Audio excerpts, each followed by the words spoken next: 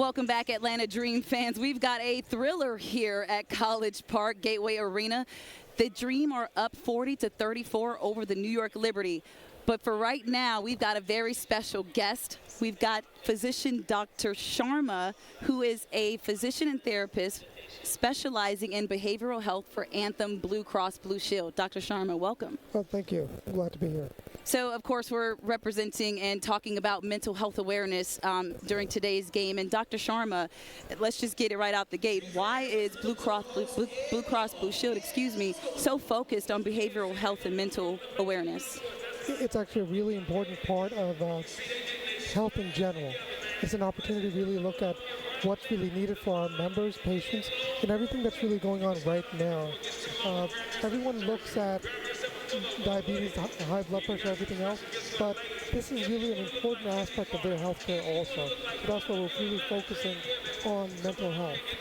When it comes to athletes specifically, I mean, we've seen, players like Naomi Osaka pull out because of mental health awareness. Specifically for athletes, how does it affect the athlete? And then what are some of the signs that you see from someone suffering from a mental health crisis?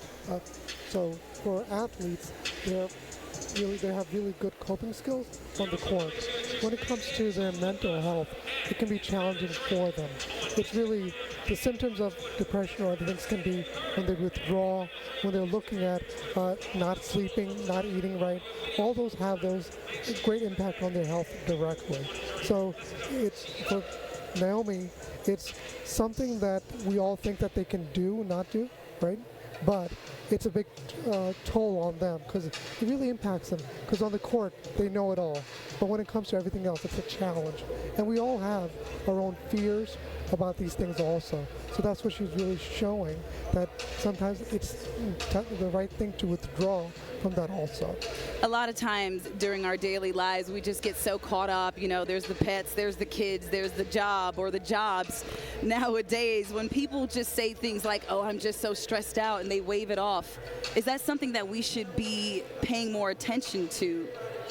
Yes, there's stress, and then there's when you're really getting into trouble for yourself, when you're withdrawing from your family, when you're just not eating right anymore.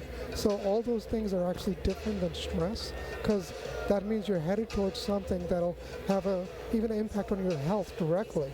So it is different, and we have to really see the evidence or even the symptoms of it. So when you see someone withdrawing, not talking anymore, not doing what their norm is for them. So some people eat more, some people not eat. So you have to look at what is the norm for them also.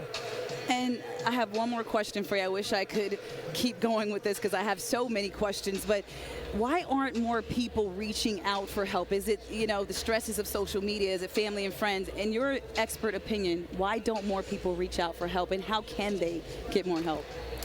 It's the feeling of being judged. The stigma of mental health is still there.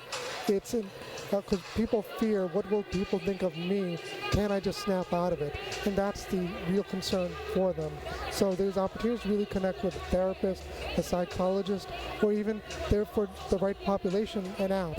So mindfulness, meditation, so there are different ways to really connect that works for them. So I highly recommend people do reach out and connect with family and friends too. Sometimes they'll help you. Well, Dr. Sharma, you are right on point. Yoga and therapy helps, I would know. Thank you so much for being on with us. And Dream fans, don't go anywhere. Your Dream are on top, 40-34 at the half. More second half action coming up after this.